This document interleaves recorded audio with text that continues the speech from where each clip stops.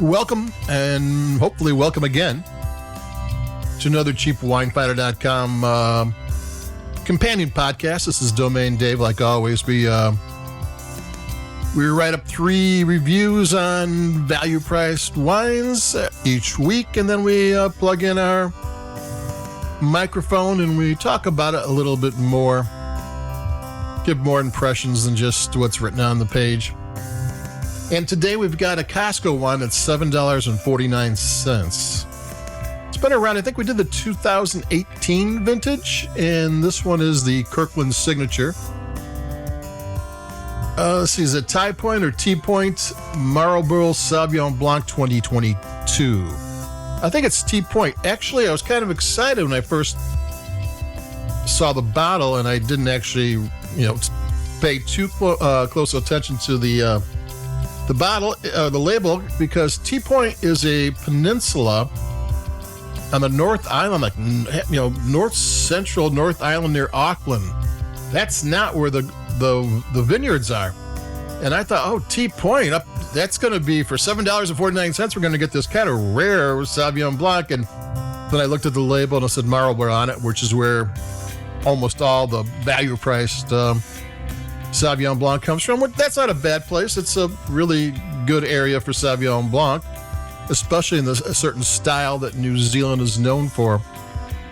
I just thinking the other day, I was talking to somebody about it, because when New Zealand wines first hit the scene, it was Sauvignon Blanc and affordable but really good Pinot Noir. And they were about neck and neck, because, affordable, really good Pinot Noir is good. And then all of a sudden, the Pinot Noir kind of fell to the side, and Sauvignon Blanc took over, and that's where we're still at today. So it's been like that for over a decade.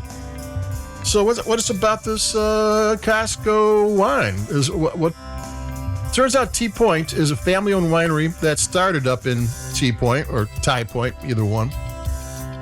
But they've since have contracts with the top growers in all the different regions, and Marlborough too. So this isn't a vineyard. I mean, this isn't a state vineyard, but they do choose who their growers are.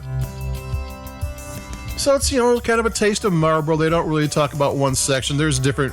Marlborough is dotted with all these different bays, and the vineyards are usually along the bays, up on the heights and the mountains and the craggy areas and the wind-blown areas, and so each area's got a little bit different effect on the grapes being grown and the wine being made. But here you're going to get a blend of what's going on with Marlborough. And what do you get? I'm going to take a sip, and I was pleasantly surprised for $7.49. The nose is that typical New Zealand nose. It's grassy and lemon and pineapple and tropical fruit. It's big and it's bold. But then I took a sip, and it's kind of smooth and sleek and easy sipping. It's got some spice here, but it's not too grassy.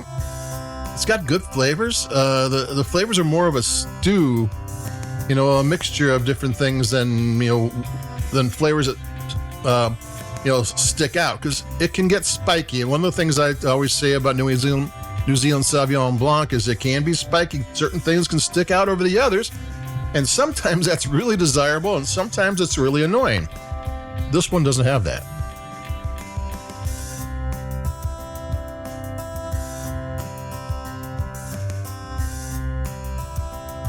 It's got melon and green apple, pear, peach, pineapple. Got a little salty thing. I'm not getting some. Usually, when they get salty, you get nutty too. It's on lees, where they leave the dead yeast in with the wine, and whatever aging there is, it's in there. You stir it a little bit, and it accentuates the whole thing.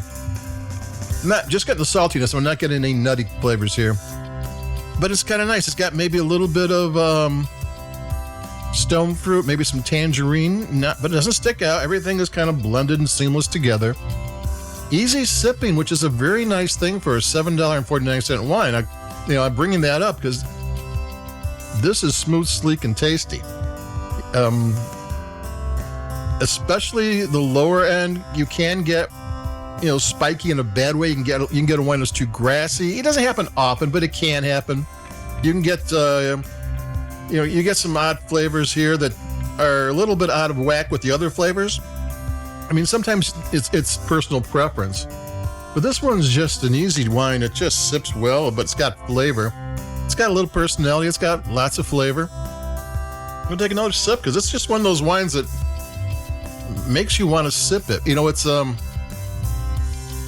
I'm not sure if you ever tried the Sauvignon Blanc of the Loire Valley. Everybody drinks the Sancerre, but the regular inexpensive stuff is killer, and it just tastes like sunshine in a bottle. And this has a little bit of that element. It's not Loire Valley Sauvignon Blanc, but it has that little happy, isn't it a happy, beautiful day kind of taste to it when you sip it.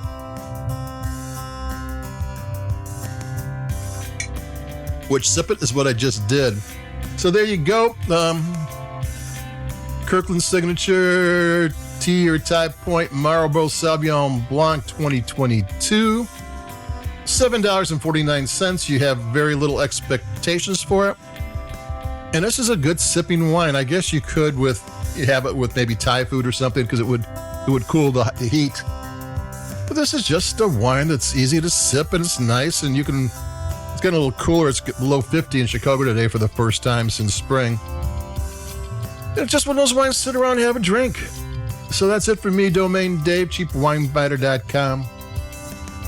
I think I've got another Kirkland wine coming up, but until then, adios, keep it cheap, and I'll be talking to everybody in a day or two. Adios, bye-bye.